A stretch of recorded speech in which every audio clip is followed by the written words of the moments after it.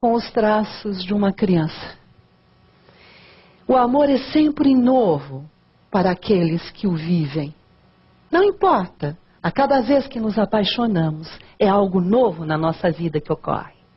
E cada morte, a morte de cada ser que nos cerca, de cada ser ao qual nós estamos de alguma maneira ligados, sempre é um fato novo. Nós não aprendemos com a morte. Nós não nos sentimos, não somos vacinados contra a morte. Cada morte é um fato irremediável e novo para quem vive. Para isso fomos feitos, para lembrar e ser lembrado, para chorar e fazer chorar, para enterrar nossos mortos. Por isso temos braços longos para os adeuses, mãos para colher o que foi dado, dedos para cavar a terra. Para isso fomos feitos, para a esperança no milagre, para a participação na poesia, para ver a face da morte. De repente, nunca mais esperaremos. Hoje a noite é jovem, da morte apenas nascemos, imensamente. Qual seria o meio termo entre não estar tanto lá nem cá? Como que a gente poderia passar numa sequência de que a vida e a morte seriam um trajeto de uma mesma pessoa? Tenho a impressão de que nós podemos caminhar para uma outra maneira de pensar, agir e sentir.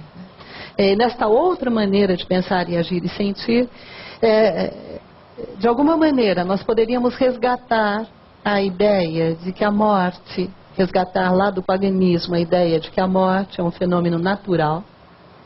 Nós poderíamos, sendo um tanto mais clara, dizendo de uma outra forma, nós poderíamos procurar nos desvencilhar desta ideia de que a morte é um fato extraordinário e pensar a morte como algo que faz parte da nossa existência. Porque é uma ilusão imaginar que nós, nesse momento, não estamos morrendo.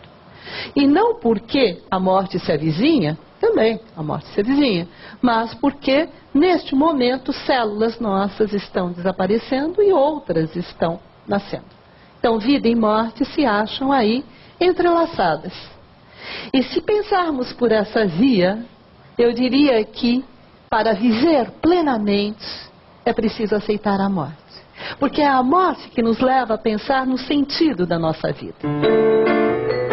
De certo modo, morte e vida estão juntas, são coisas unidas.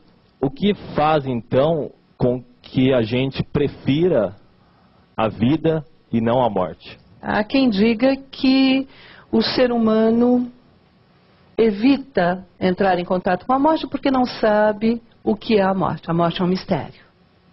Mas há quem diga exatamente o contrário, que o ser humano procura evitar o contato com a morte porque sabe muito bem o que é a morte, que é o nada, que é a aniquilação. É claro que aqui depende muitíssimo da perspectiva.